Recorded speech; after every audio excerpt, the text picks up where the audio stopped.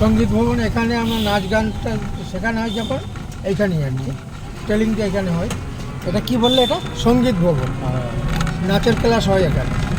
হ্যাঁ হ্যাঁ, এখনও ওই সকাল দিকে হয়, সকাল 6টা থেকে আরম্ভ হয়, 1 ঘন্টা হয়।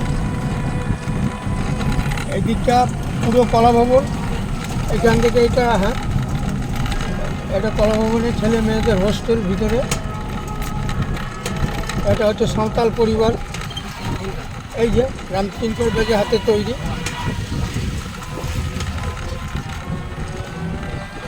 এটা শান্তিনিকেতন। এটা শান্তিনিকেতন।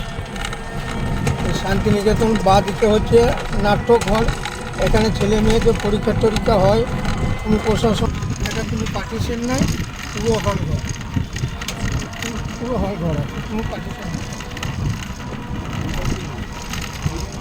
এটা কলা ভবনের মেন অফিস। এখানে আর্টের যে কাজ করে, আর্টের লেখার কাজটা যে ফার্স্টে হয় পরীক্ষা দিয়ে, এটা 1 বছর এখানে কলা ভবনে তো? এটা কলা ভবন, হ্যাঁ। আর এইটা হচ্ছে রবীন্দ্র ভবন, যেটা মিউজিয়াম বলছি দেখার জন্য।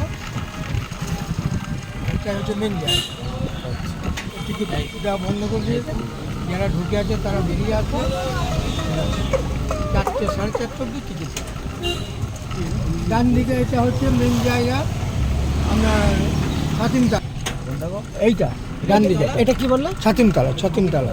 এই যে লেখা আছে এটা ছাতিমতলা।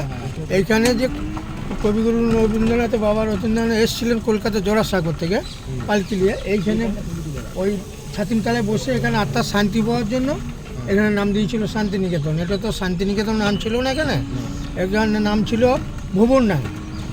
তখন বন জঙ্গল ছিল, এখানে রবীন্দ্রনাথ এসে, বাবা এসে এখানে বসেছিলেন, আত্মার শান্তি পাওয়ার জন্য শান্তিনিকেতন নাম দিয়েছিল, বুঝলেন।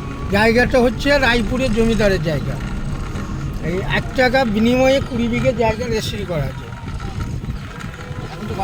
এখন গভর্নমেন্ট, এখন সেন্ট্রাল গভর্নমেন্ট। এখানে ইন্দিরা গান্ধী পড়াশুনো করে দিয়েছে এই বাড়িতে।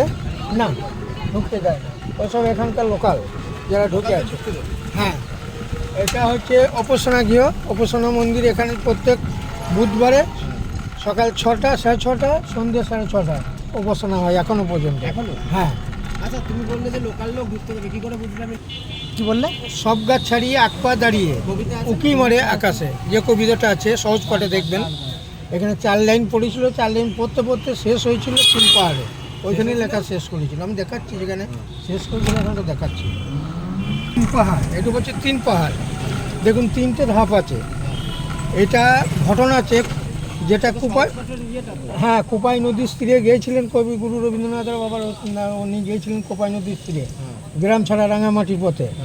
গ্রাম ছাড়া রাঙামাটির পথে গিয়ে কোপাই নদীর স্নান টান করে 3টে নুড়ি পাথর নেয়, 3টে নুড়ি পাথর আর এই বট গাছের চারাটা, বট গাছের চারাটা নিয়ে এসে কেন্দ্র করে মিডিলে বসিয়ে 3টে পাথরকে 3টে ধাপ করেছিল। তখন থেকে নাম দিয়েছে এটা 3 পাহাড়। ঠিক আছে, এটা সহজ করে মানে এইখানেই, আর এখানে শেষ করেছিল। আর লিখতে পারে কি বলে লিখতে তো কত? 4 লাইন লিখেছিল, যেটা আপনার এখানে বলছি, যেটা সহজ পাঠে যেটা পাবেন, সেটা কোমরপাড়া গরুর গাড়ি কলসি করা বোঝাই হারি, যে কবিতাটা আছে এইখান থেকেই লিখে শেষ করেছিল।